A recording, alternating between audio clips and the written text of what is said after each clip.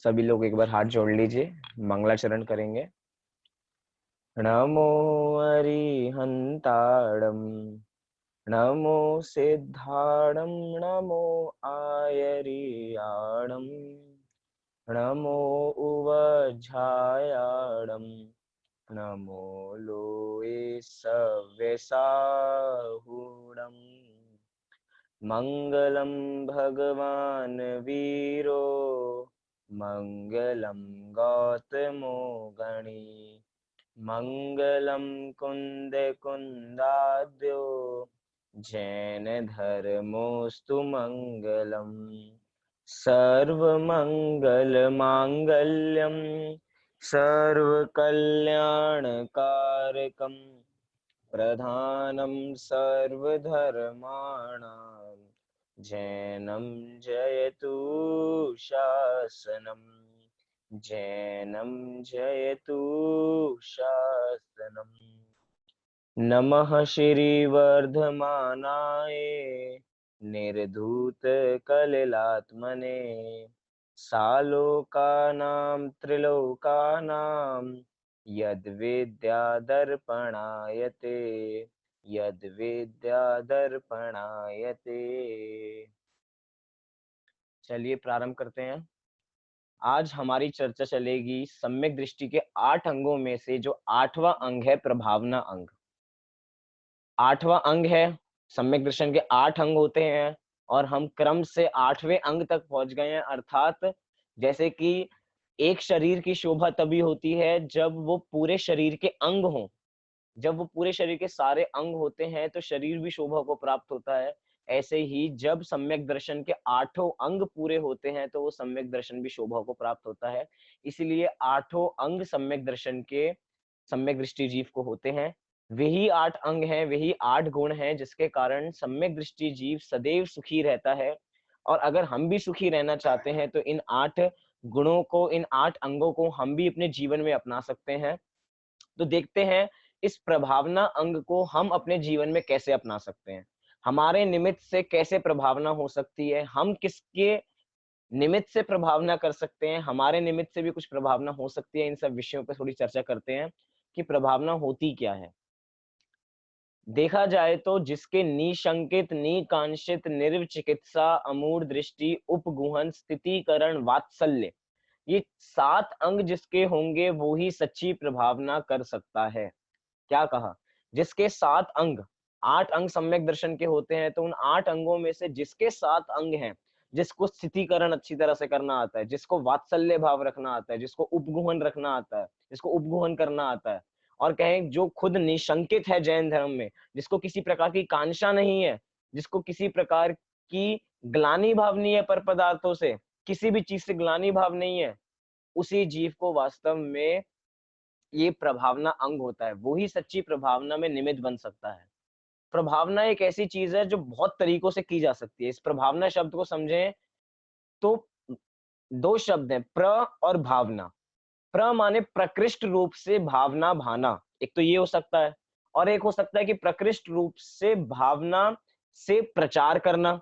मतलब कि एक होता है प्रभाव, प्रभाव होना, और प्रभाव फैलाना। दोनों को अर्थ समझ सकते हैं इस प्रभावना में कि एक तो होता है प्रकृष्ट रूप का भाव होना और एक होता है प्रकृष्ट रूप के भाव को फैलाना, अन्य जीवों तक भी पहुंचाना।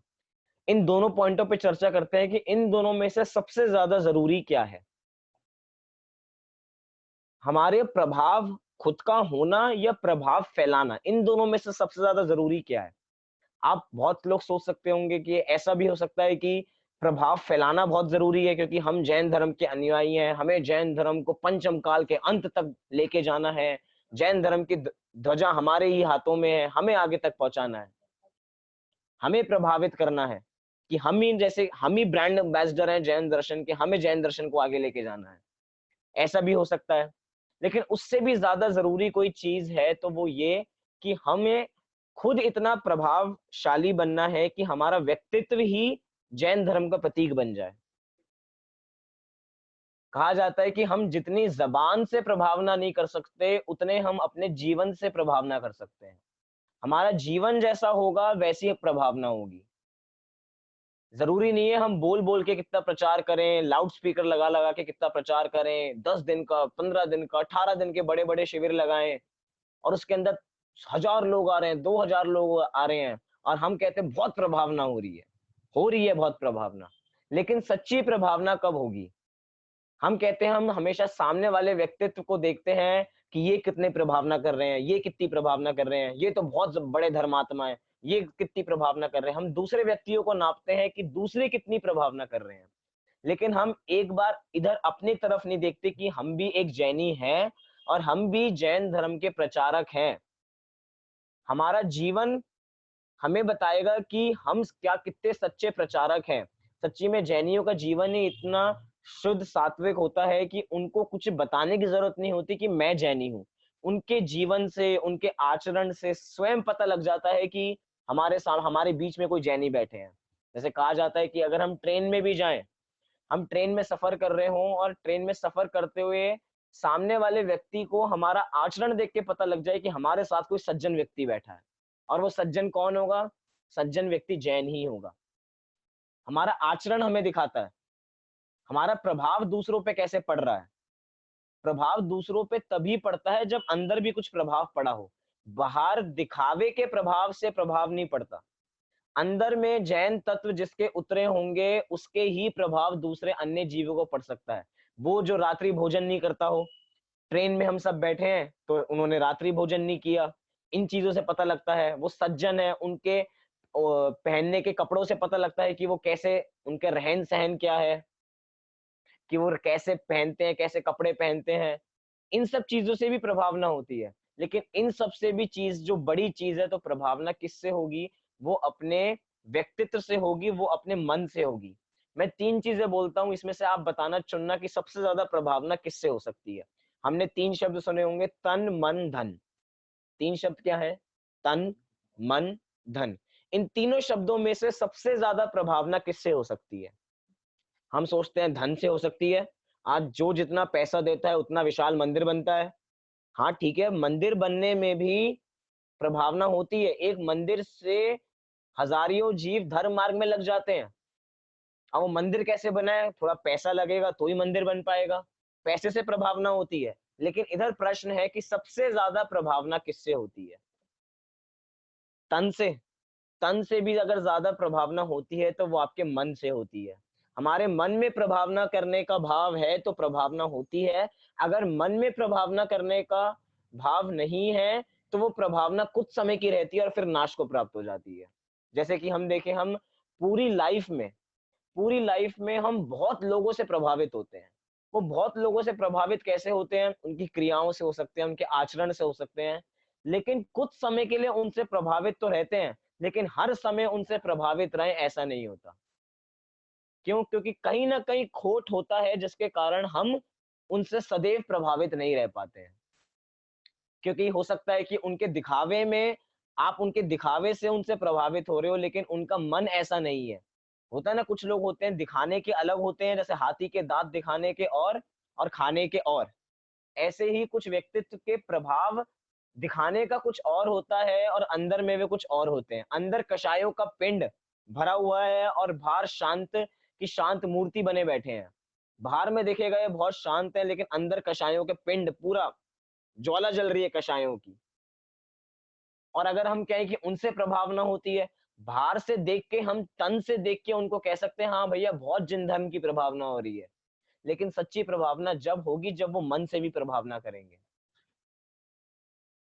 हमारे मुनिराज हमारे मुनिराज को जैन धर्म कहते हैं ना। जैसे मुनिराज विहार करते हैं तो उनका दूसरा नाम है कि जैन धर्म चलते फिरते हैं वो। हमारे मुनिराज ऐसी, उनके मुनिराज की ऐसी प्रभावना होती है, उनके जीवन से ऐसी प्रभावना होती है, उनके चरित्र से ऐसी प्रभावना होती है कि चलते फिरता जैन दर्शन। यहाँ पे बहुत लोग कह रहे हैं चलते फिरते सिद्ध, तो सिद्ध जैन दर्शन से कोई अलग नहीं होते हैं। चलते फिरते सिद्धों से गुरु चरणों में शीश झुकाते हैं। अब वो सिद्ध जो चलते फिरते सिद्ध है, वास्तव में वो चलते फिरते जैन दर्शन है। जैन दर्शन की प्रतिमूर्ति है वो। और जैन दर्शन अलग नहीं है। देव, शास्त्र, गुरु, 3 चीजें हैं तो उनमें गुरु को एक स्थान प्राप्त है। मतलब कि वो कुछ बोले नहीं तो भी प्रभावना हो रही है। हम देखते हैं बहुत सारी, अभी हमने कहानियाँ सुनी, हम कहानी सुनते-सुनते आगे बढ़ते जाते हैं, तो देखते हैं कि बहुत सारे लोग मुनिराज के पास जाते हैं और मुनिराज कोई उपदेश नहीं देते, शांत अपनी दिगंबर मुद्रा में ध्यान करते रहते हैं और उससे प्रभावना होती रहती है। मतलब कि बोलने से प्रभावना नहीं होती है। वो आत्म ध्यान कर रहे हैं, सोचिए कितनी बड़ी परंपरा है। वो मुनिराज जो अपनी आत्मा का ध्यान कर रहे हैं, कुछ काल के बाद वो केवली हो जाएँगे, केवली के बाद वो केवली सर्वज्ञ भगवान होने के बाद वे हितोपदेश, हित का उपदेश देंगे। मतलब जो एक बार अंदर में जाएगा और अंदर ही रह जाएगा, उसके निमित्त से बहुत प्रभावना होती है। क्योंकि जो तीर्थंकर होते हैं, उनकी दिव्य ध्वनि खिलती है, तो कितने लोगों का उपकार होता है उस दिव्य ध्वनि से। जैसे अभी हमारा हो रहा है, उसी दिव्य ध्वनि के जो हमारे ग्रंथ हमें मिले हुए हैं, उनसे हमारा उपकार हो रहा है। मतलब कि सच्ची प्रभावना कहाँ से होती है, हमें ये देखना चाहिए। हम बहुत बार हम अपने व्यक्तित्व को दिखाना कुछ चाहते हैं और अंदर से कुछ होते हैं। मैंने अभी बात की, हम अंदर से कषाय भरी पड़ी हैं और बाहर से दिखाना चाहते हैं कि हम बहुत बड़े प्रभावक हैं। लेकिन ऐसा नहीं है। हम बाहर से बहुत अच्छे कपड़े पहन लें और मैं आपकी फ़ोटो बाहर से खींचूँ तो आप हो सकता है बहुत सुंदर दिखो। लेकिन अगर आपका एक्स-रे बेकार हो तो? अगर हमारा एक्स-रे बेकार होगा तो बाहर की कितनी अच्छी फ़ोटो आए, वो कुछ मतलब की नहीं है। हम डॉक्टर को दिखा के आए कि हमारा एक्स-रे बेकार है, मतलब कुछ हड्डी में कुछ दिक्कत है, तो तुरंत इलाज कराने भगते हैं, तुरंत इलाज कराने जाते हैं। तुरंत इलाज कराने जाते हैं क्यों? क्योंकि हमें पता है कि अंदर की चीज़ ठीक नहीं है। बाहर हम कितने ही सुंदर क्यों ना दिख रहे हों, लेकिन अंदर की अगर चीज़ बिगड़ी है तो हम तुरंत भागते हैं। ऐसा नहीं करते कि बस वो डॉक्टर ने लिख दिया कि एक्स-रे आपका खराब है, उसको ले लेके पर्चा हम घूम रहे हैं, ऐसा नहीं। उसको उपचार कराते हैं। ऐसे ही जैन धर्म हमें बता रहा है कि हमारे बाहर का फ़ोटो तो बहुत अच्छा आया है, लेकिन जब जैन धर्म के सिद्धांतों ने हमारे अंदर की फ़ोटो खींची, हमारे अंदर का एक्स-रे लिया तो वो बहुत खराब आया। जैन धर्म बता रहा है कि इसके अंदर की चीज़ें सुधारो, अपनी कषायों को सुधारो तो प्रभावना स्वयं होगी। प्रभावना किसी एक व्यक्तित्व का काम नहीं है, एक व्यक्ति विशेष का काम नहीं है कि वो ही प्रभावना करेंगे, कि वो तो बहुत बड़े धर्मात्मा हैं, तो वो ही करेंगे, हम लोग प्रभावना नहीं कर सकते हैं। प्रभावना प्रत्येक व्यक्ति कर सकता है, घर-घर बैठे व्यक्ति प्रभावना कर सकता है। प्रभावना है ही क्या? हमारा जैसा प्रभाव होगा वैसे दूसरों तक प्रभाव पहुँचेगा। जैन धर्म के अगर हम बहुत पुरानी बातें याद करें, तो वैसे जैन लोग कभी कचहरी में जाते नहीं थे, कोर्ट कचहरी के उनके केस होते नहीं थे। लेकिन अगर किसी कोर्ट में पहुँच जाएँ या कुछ किसी के आई विटनेस बन के पहुँच जाएँ, तो उनको कोई कसम खाने की ज़रूरत नहीं पड़ती थी। उनके मात्र इतने वचन काफ़ी थे कि मैं जैन हूँ। इतने मात्र से समझ लिया जाता था कि वे सच बोल रहे हैं। मतलब कि किसी अन्य की आवश्यकता नहीं पड़ती थी। जैन धर्म का व्यक्तित्व, जो जैन धर्म को मानता है, उसका व्यक्तित्व ही ऐसा निर्माण को प्राप्त होता है, ऐसा निर्मित होता है कि उसको किसी अन्य प्रमाण की आवश्यकता ही नहीं पड़ती। ये है वास्तव में सच्ची प्रभावना। हम बहुत बार देखते हैं कि हम बाहर की प्रभावना को अधिक प्रभावना मानते हैं, कि हम बहुत सारे कार्यक्रम करें, शिविर लगाएँ, रथ यात्रा निकाल लें तो बहुत ज़्यादा प्रभावना होगी। लेकिन एक बार हम उस प्रभावना का स्वरूप समझें कि वो प्रभावना होती कैसी है। प्रभावना करने वाले लोग बहुत हैं, लेकिन प्रभावना करने का जिसको तरीका नहीं पता होगा, जिसकी विधि नहीं पता होगी, वो प्रभावना कैसे करेगा? यहाँ पे कह रहे हैं प्रभावना कौन करता है? सम्यक दृष्टि जीव करता है। और वो सम्यक दृष्टि जीव धर्म का स्वरूप जानता है, तो वो प्रभावना करता है। मतलब उसकी प्रभावना भी धर्म के अनुकूल होगी, धर्म के प्रतिकूल नहीं होगी। हम देखते हैं बहुत बड़ी-बड़ी रथ यात्रा निकलती हैं, तो अच्छी बात है रथ यात्रा निकलती हैं, जिनेंद्र भगवान सबके दर्शन होते हैं, बहुत बढ़िया बात है प्रभावना हो रही है। लेकिन हम देखते हैं बीच में बहुत सारी चीज़ें भी ऐसे खाने-पीने की मिलती रहती हैं, जो अभक्ष्य होती हैं। वैसे तो खाने-पीने की चीज़ें होनी ही नहीं चाहिए रथ यात्रा में, लेकिन अगर होती हैं तो वो सारी अभक्ष्य होती हैं अधिकतर। अब जो व्यक्ति उसको प्रदान कर रहा है, वो तो सोच रहा है कि मैं बहुत प्रभावना कर रहा हूँ, मेरे निमित्त से बहुत प्रभावना हो रही है। लेकिन एक बार सोच के देखें, क्या एक अभक्ष्य पदार्थ को दूसरों को दान देने से, दान ही हुआ एक तरह का से प्रभावना के योग में, वो उससे सच्ची प्रभावना कैसे हो सकती है? हमने बहुत में गया था, शिविर में हम पढ़ा रहे थे, शिविर में अभी थोड़े टाइम पहले पढ़ा के चुके हैं कि बाहर की चीज़ें हमें खानी नहीं चाहिए। बाहर की चीज़ें सब कुछ छोड़ देनी चाहिए, आलू-प्याज़ छोड़ देने चाहिए, वो तो है ही बात, लेकिन बाहर की जो चीज़ें हैं वो भी छोड़ देनी चाहिए। और जैसे ही क्लास छूटी, तो वहाँ के लोगों ने बाहर आइटम बाँटा, तो आइटम में क्या दिया उन्होंने समोसे दिए, उन्होंने बिस्किट दिए, उन्होंने फ्रूटी दी, अब चीज़ें ही उन्होंने ये दी। अभी-अभी थोड़े समय पहले हम बच्चों को पढ़ा के आए कि बाहर की चीज़ें नहीं खानी चाहिए और एकदम उन्होंने वही चीज़ें प्रदान कर दी और वो लोग सोचते हैं कि बहुत प्रभावना हो रही है इससे। हमने इतना दिया, हमने वो दिया, ये दिया, वो दिया। लेकिन एक बार पहचाने जो सच्चे प्रभावक होंगे, उनको प्रभावना का स्वरूप भी पहचानना पड़ेगा, कि जैन धर्म किसको प्रभावना कहता है और किसको प्रभावना नहीं कहता है। अभक्ष का दान देना, अभक्ष को देना प्रभावना नहीं है और अप्रभावना होती है इससे। बहुत लोग ऐसे होते हैं मैंने कहा ना कि वैसे तो कुछ खाने-पीने की आइटम ही नहीं होनी चाहिए। बहुत सारे होते हैं, तो उसके अंदर बहुत सारे लोग कुल्ला करना भूल जाते हैं। जिनेंद्र भगवान के सामने झूठे मुँह चलते हैं। ये सब जैन धर्म की अप्रभावना ही है। हमें लगता है बहुत प्रभावना हो रही है, बहुत प्रभावना हो रही है। हो रही भी है, होती भी है प्रभावना। हमें अपना जितना सहयोग हम दे सकते हैं उतना देना भी चाहिए। तन, मन, धन तीनों से सहयोग देना चाहिए। लेकिन एक बार प्रभावना करने से पहले प्रभावना का स्वरूप जान लेना चाहिए। मैं यहाँ पे प्रभावना का 3 पंक्तियाँ, साढ़े 3 पंक्तियाँ, साढ़े 3 पंक्तियों में कितना बढ़िया प्रभावना का स्वरूप बताया। मैं पढ़ता हूँ, आप उसको ध्यान से सुनना। यहाँ पे लिखा, जो लौकिक मिथ्या मार्गी लोग हैं, उनका आचरण देखकर नहीं, ये 1 सेकंड। हाँ जी। प्रभावना की पढ़ता हूँ। संसारी जीवों के हृदय में अज्ञान रूपी अंधेरा फैला हुआ है।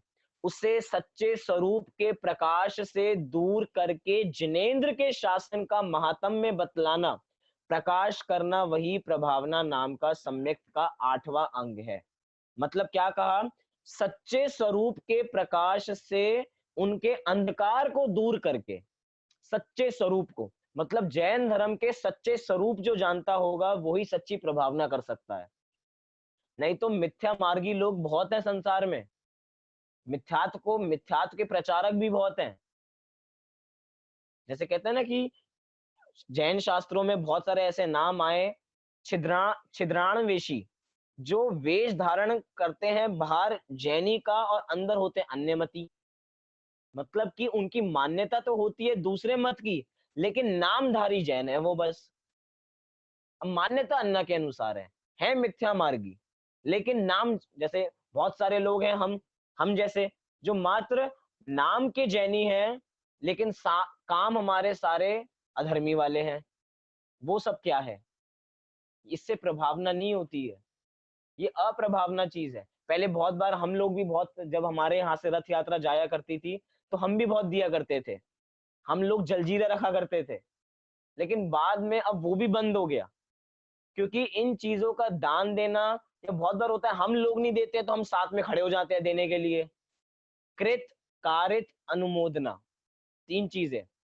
प्रभावना बहुत बड़ी चीज़ है। अगर हम किसी की सच्ची प्रभावना नहीं कर सकते हैं, तो हम अप्रभावना करने का निमित्त ना बने।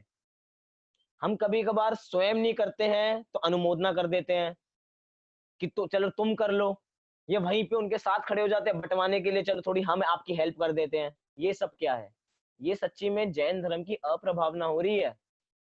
क्योंकि संसार में कहा ना कि 6 महीने 8 समय में 608 जीव ही मोक्ष जाते हैं। उनको ही तत्वों की बात भली प्रकार से समझ में आती है। इसलिए उनका ही कल्याण होता है। अधिकतम संख्या तो मिथ्या मार्गी जीवों की है। बहुसंख्या जो है वो मिथ्या मार्गियों की है। हमें क्या लगता है, जो बहुसंख्यक है वो सारा सही होगा।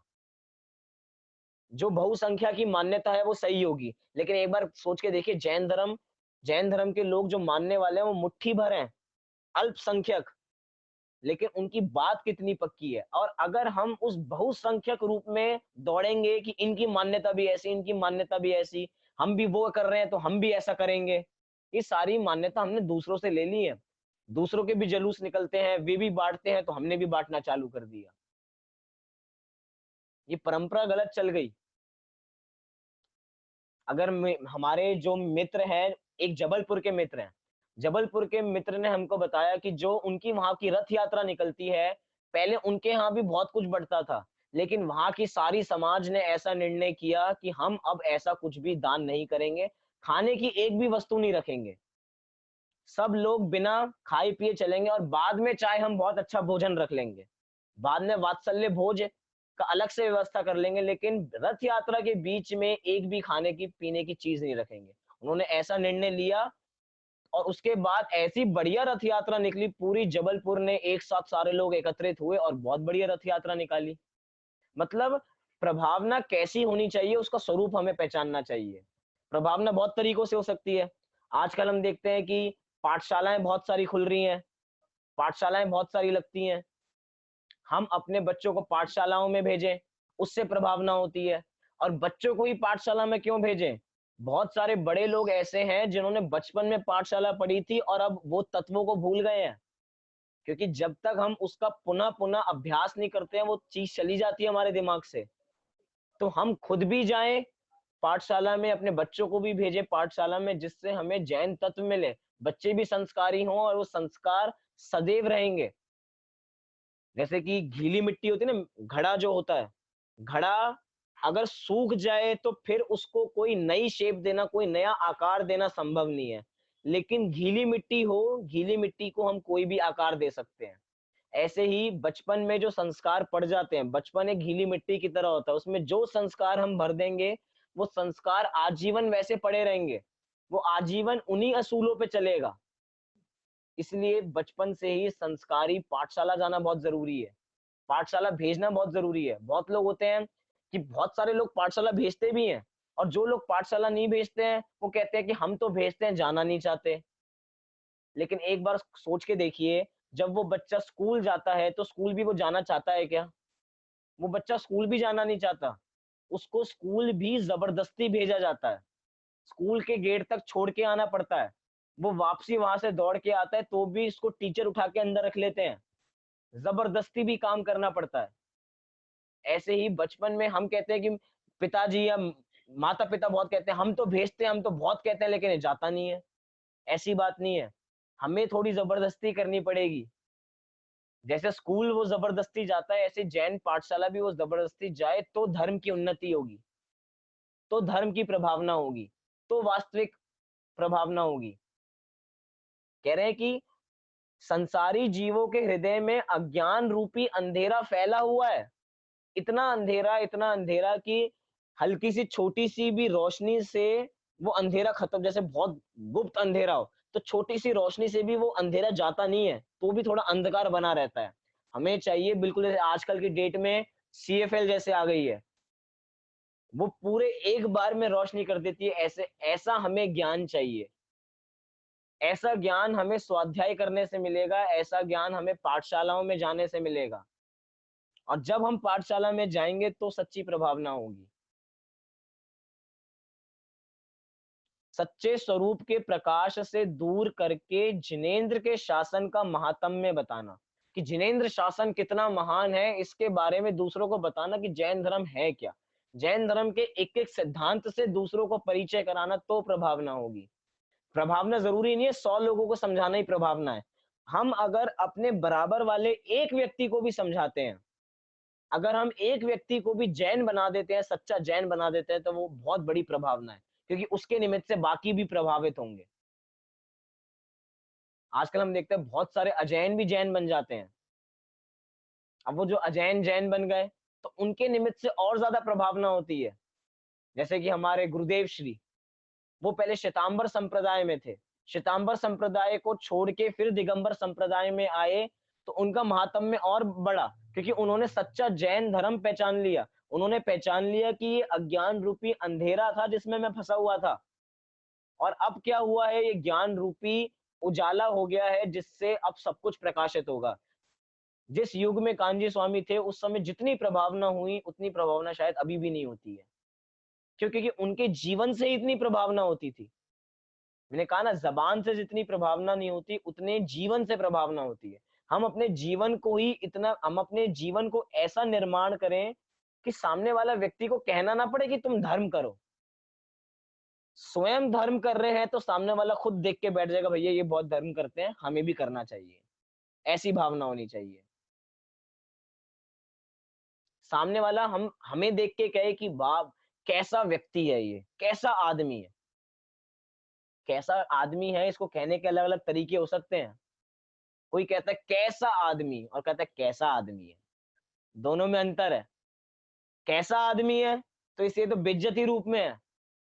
ऐसा तो हमें सुनने को मिल जाता है, लेकिन तारीफ रूप कि कैसा आदमी है जो जैन धर्म की इतनी प्रभावना करता है, वो सच्ची प्रभावना है। आज बहुत सारी संस्थाएँ खुली हुई हैं, जो जैन धर्म की प्रभावना करती हैं। आज जैसे जहाँ पे हम पढ़ते हैं उसको कहा जाता है कि वो विद्वानों की फैक्ट्री है, क्योंकि वहाँ पे जैन धर्म सिखाया जाता है और मात्र बालकों के लिए नहीं, बालिकाओं के लिए भी बहुत कुछ खुला हुआ है, जहाँ पे वो जैन धर्म सीख सकती हैं और जैन धर्म को आगे प्रचारित भी कर सकते हैं। मतलब कि जैन धर्म की अगर सच्ची प्रभावना अगर हमारे हृदय में होगी, तो हम उसमें भी भरपूर रूप से योगदान देंगे।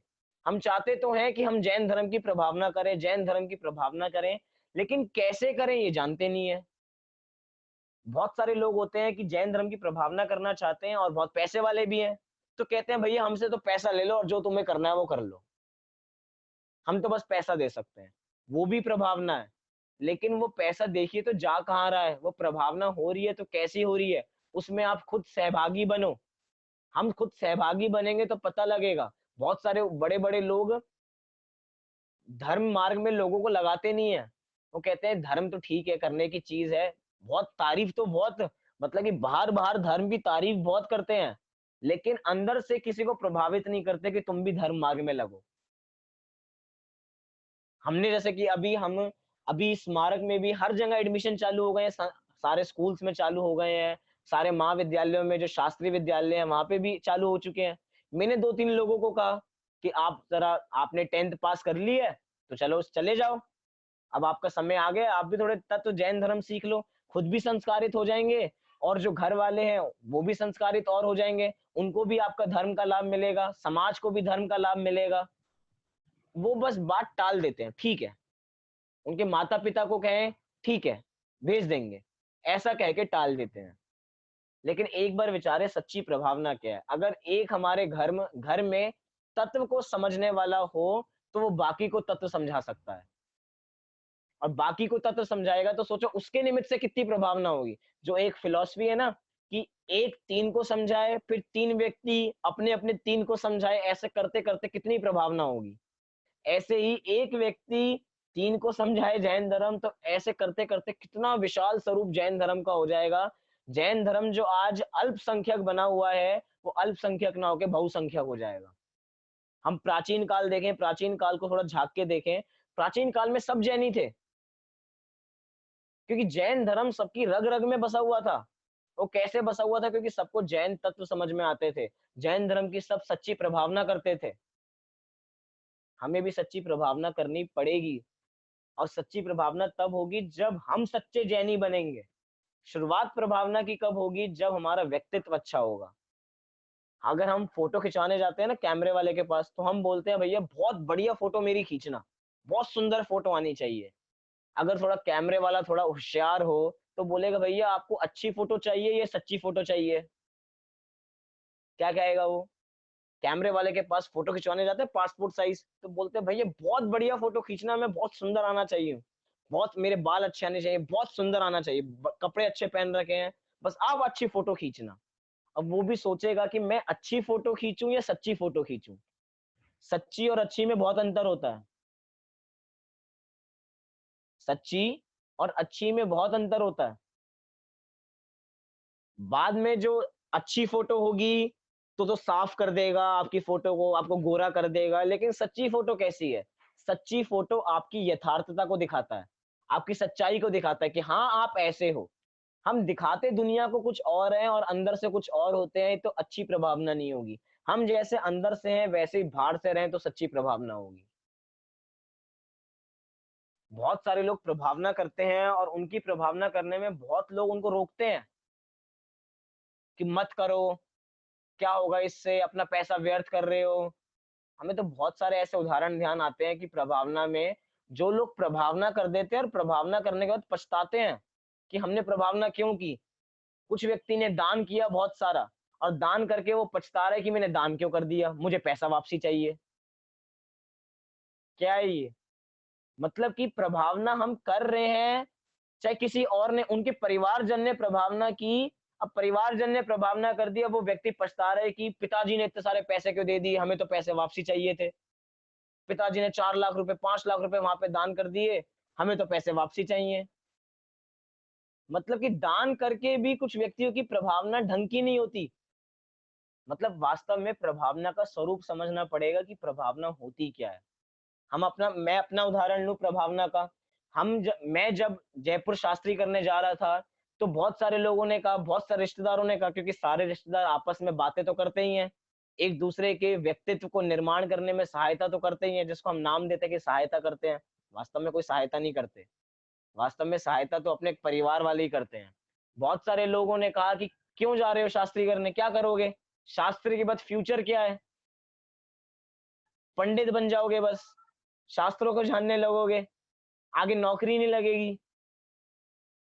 सोचिए अगर आज ऐसा होता कि नौकरी नहीं लग रही होती, अभी तो मैं पढ़ रहा हूँ, नौकरी ना लगे, कुछ ना हो, उसके बावजूद भी जिसने जैन धर्म को पढ़ लिया है, जिसने जैन धर्म को सच्चे रूप से पढ़ लिया है, वो संतुष्ट होगा। मतलब कि अगर उसकी कितनी कितनी भी प्रतिकूल अवस्थाएं आ जाए, प्रतिकूल अवस्थाओं में भी वो संतुष्ट रहेगा, जैसा है वैसा ठीक है, क्योंकि उसने जैन धर्म को अंगीकार कर रखा है। बहुत लोगों ने मना किया क्यों जा रहे हो, लेकिन आज वही लोग गौरवान्वित हैं कि तुम गए तो बहुत बढ़िया हुआ, तो थोड़ी जैन धर्म की और थोड़ी प्रभावना हो पा रही है। मतलब एक व्यक्ति जाता है तो एक व्यक्ति से हजारों का व्यक्तित्व का निर्माण होता है, और सबका निर्माण होता है तो कैसे होता है? क्योंकि एक के निमित्त से बाकी का, क्योंकि एक निमित्त बन रहा है बाकी प्रभावना करने में। अगर हमने ऐसा डिसीजन लिया है कि हम भी अपने बच्चों को या अपने आस पड़ोस के लोगों को, अपने सगे संबंधियों को धर्म मार्ग में लगाएं, धर्म मार्ग में आगे बढ़ाएं, तो ये सोचिए हमारा धर्म प्रभावना में बहुत बड़ा हिस्सा है। बहुत लोग मना करेंगे कि मत भेजो, लेकिन उसके बाद भी हम अपना श्रद्धांत पक्का रखें कि हमने जो डिसीजन लिया है वो बिल्कुल सही डिसीजन लिया है। लौकिक फायदा भी मिलता है और अलौकिक फायदा भी मिलता है। मतलब जैन धर्म की प्रभावना किस युग में कैसे होनी चाहिए, हमें पंचम काल के अंत तक वो जैन ध्वजा फहरानी है, तो कैसे फहरानी है उसका तरीका ये है। क्या जी? तेज बोलिए।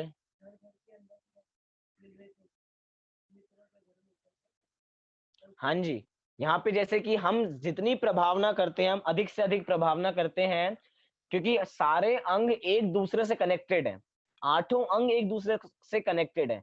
हम इस प्रभावना अंग को वात्सल्य अंग से थोड़ा कनेक्ट करें, तो कैसे कनेक्ट होगा वात्सल्य अंग से? हम जहाँ पे पढ़ते हैं वहां पे पूरी दुनिया से, मतलब पूरे भारत से बच्चे आते हैं, और जब पूरे भारत से बच्चे आते हैं, मैं आज तक दूसरे स्टेट नहीं गया, मैं आज तक दूसरी सिटी नहीं गया, लेकिन वहां के भी मेरे मित्र हैं। अब वहां पे भी मेरा वात्सल्य प्रेम है। मैं वहां पे जाऊंगा तो मुझे वहां पे कोई दिक्कत नहीं आएगी। मैं वहां पे अगर प्रभावना करना चाहता हूं तो मैं वहां पे खुलेआम प्रभावना कर सकता हूँ। क्यों? क्योंकि वहां पे मेरा एक मित्र है। मतलब कि प्रभावना किसी भी क्षेत्र में कैसी भी हो सकती है, अगर आपका वात्सल्य भी अच्छा हो तो। क्योंकि हर चीज जरूरी है, स्थितीकरण, वात्सल्य, प्रभावना, तीनों अंग एक साथ चलते हैं। सारे ही अंग एक साथ चलते हैं, उसमें से 3 अंग एक साथ चल रहे हैं, स्थितीकरण, वात्सल्य, प्रभावना। हम सारे अलग अलग जगहों से आके एक जगह मिलते हैं, जो आज तक किसी को जानते नहीं थे, कुछ पहचानते नहीं थे, और आपस में एक साथ प्रभावना कर रहे हैं। आपने गोष्ठी अभी कल सुनी होगी, परसों गोष्ठी सुनी थी। उस गोष्ठी में अलग अलग जगह से विद्यार्थी थे। कुछ कोई जयपुर से बोल रहे थे, कोई एमपी से बोल रहे थे, कोई दिल्ली से बोल रहे थे, कोई एमपी के अलग जगह से बोल रहे थे, कोई बॉम्बे से बोल रहे थे। सब अलग अलग जगहों से बोल रहे हैं। ये क्या है? ये सब वात्सल्य है। वात्सल्य से ही सच्ची प्रभावना हो सकती है, बिना वात्सल्य के सच्ची प्रभावना नहीं हो सकती। बहुत चर्चा हुई वात्सल्य में। वात्सल्य में एक चर्चा जो हमारी हुई कि हमें अपने व्यक्तित्व का निर्माण सही करना है। अगर हमारा व्यक्तित्व अच्छा होगा तो हमारा कर्तृत्व भी अच्छा होगा। तो हम पहले अपने पे मेहनत करें, अपने को अच्छा बनाएं, अपने को बाहर से अच्छा ना बनाएं। हम रोज आईने में देखते हैं और ये देखते हैं कि मैं कैसा लग रहा हूँ, मैं कैसा लग रहा हूँ, एक बार इस दृष्टि से आईने को ना देखें, मैं कैसा हूँ, इस दृष्टि से आईने को देखें। तो अपना हमें सच्चा स्वरूप पता लगेगा कि मैं कौन हूँ।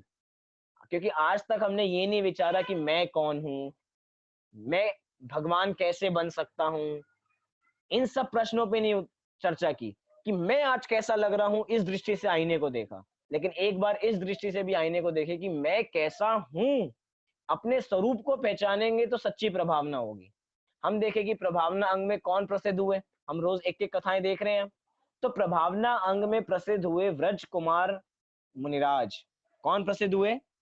व्रज कुमार नाम के मुनिराज प्रसिद्ध हुए प्रभावना नाम के अंग में। कैसे प्रसिद्ध हुए, हम उनकी पूरी कथा देखते हैं कि बहुत संक्षेप में कथा देखेंगे वो व्रज कुमार मुनिराज की कि वो कैसे प्रसिद्ध हुए। व्रज कुमार मुनिराज अपने ध्यान में लीन थे। एक बार कहीं के राजा की दो पत्नियां, एक पत्नी जो जैन धर्म की अनुयायी थी और एक पत्नी जो बौद्ध धर्म की अनुयायी थी। तो जो एक जैन धर्म की अनुयायी,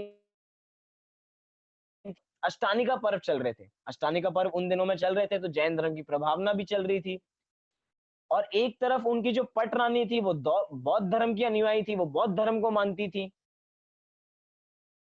तो जो जैन धर्म को मानती थी तो उन्होंने राजा से कहा कि हम एक जैन धर्म की बहुत बढ़िया रथ यात्रा निकालना चाहते हैं, जिससे कि जैन धर्म की प्रभावना हो। क्योंकि पर्व भी थे, पर्व थे तो प्रभावना भी हो रही थी उस समय।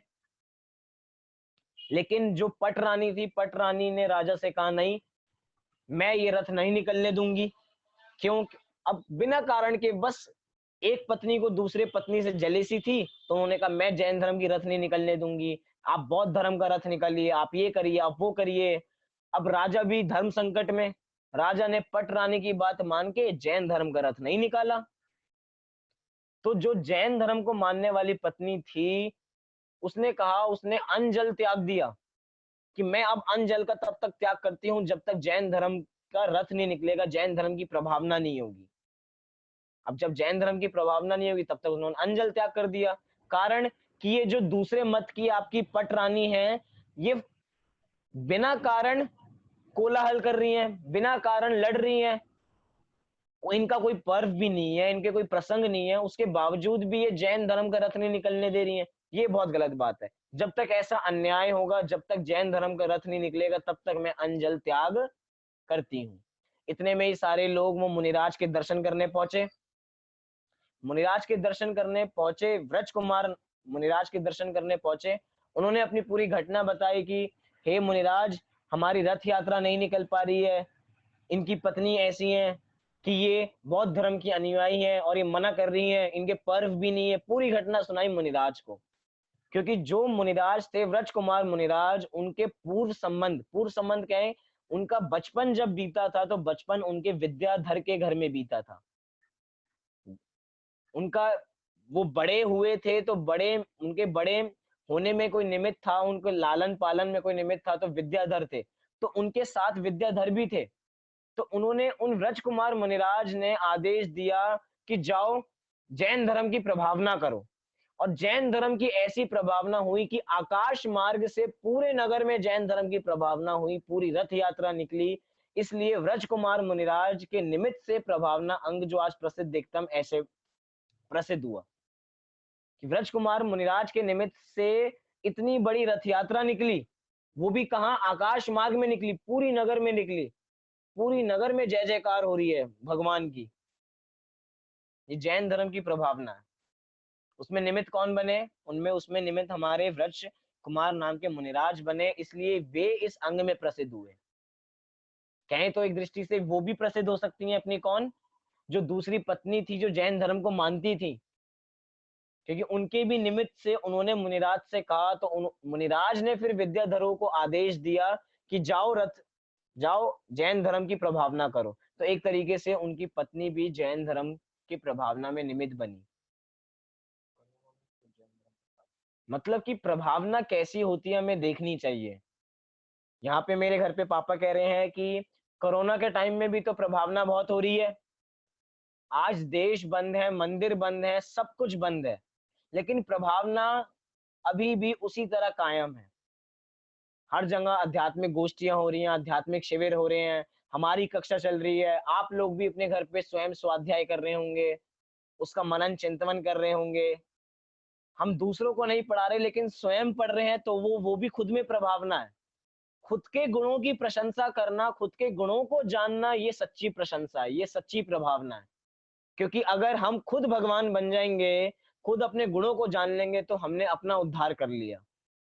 ये जो मनुष्य पर्याय मिली है उसको सार्थक कर लिया। अगर हमने अपने आत्म गुणों को जान लिया, हमने स्वाध्याय किया, स्वाध्याय के निमित्त से हमने अपने गुणों को जान लिया, तो खुद की प्रभावना वो सच्ची प्रभावना है। पहली बात मैंने बहुत ध्यान से हम अपनी बात पूरी करेंगे कि हमें अपने गुणों को जानना बहुत ज़रूरी है। हमें जैन धर्म के तत्वों को जानना बहुत ज़रूरी है। जब हम जैन धर्म का सच्चा स्वरूप जानेंगे, तो हम सच्ची प्रभावना कर सकते हैं, अन्यथा हम सच्ची प्रभावना नहीं कर सकते। हमारे मुनिराज, हमारे व्रती लोग, हमारे श्रावक जितने भी हैं, वे सब प्रभावना करते हैं, तो पहले जैन धर्म को समझ के जैन धर्म को उन्होंने समझा है गहराई से, उसके बाद वो प्रभावना कर रहे हैं। बिना पढ़े, बिना स्वरूप समझे वो प्रभावना नहीं कर रहे हैं। अगर कर रहे होते तो आज भी अंधकार छाया होता, कोई जीव मोक्ष मार्ग नहीं जा पा रहा होता। लेकिन सच्ची प्रभावना हुई है तो सारे जीव मोक्ष मार्ग भी जाते हैं, मोक्ष पे आरूढ़ भी होते हैं और सुखी भी रह पाते हैं ज्ञानी जीव। तो ये ज्ञानी जीव के एक तरीके से 8 स्तंभ हैं जिसके कारण वो सुखी रहता है। वो 8 पिलर हैं जिसके कारण वो सुखी रहता है, निशंकित, निकांक्षित, निर्विचिकित्सा, अमूढ़ दृष्टि, उपगुहन, स्थितिकरण, वात्सल्य, प्रभावना। ये आठों अंग एक साथ होते हैं और ये इसमें से एक अंग भी कम हो जाए तो सम्यक दर्शन नहीं हो पाता। क्योंकि सम्यक दर्शन के ये सारे अंग मिलके अंगी बना है। अंगी माने एक सम्यक दृष्टि जीव। जब वो अंग आपस में मिल गए, आठों अंग एक साथ होंगे, तो सम्यक दर्शन के आठों अंग कहलाएँगे और वो सम्यक दृष्टि जीव कहलाएगा। तो ये प्रभावना होनी चाहिए। यहाँ पे अंतिम पंक्तियों में लिखा कि ये निशंकित आदि गुण 8 दोषों के अभाव में होते हैं। मतलब आपको बस गुणों की प्राप्ति नहीं हो रही है। गुणों की प्राप्ति के साथ आपने एक-एक गुण बढ़ाते जा रहे हो, तो एक-एक दोष आपका कम होता जा रहा है। एक-एक दोष का अभाव होता जा रहा है। जैसे एक-एक यहाँ पे कहा पहला शंका दोष चला गया आपका, फिर कांक्षा दोष चला गया, फिर ग्लानि चली गई आपकी, आपकी मूर्ता चली गई, आपकी अनुगुहन चला गया, आपकी अस्थितीकरण चला गया, आपका अवात्सल्य चला गया, आपकी अप्रभावना चली गई।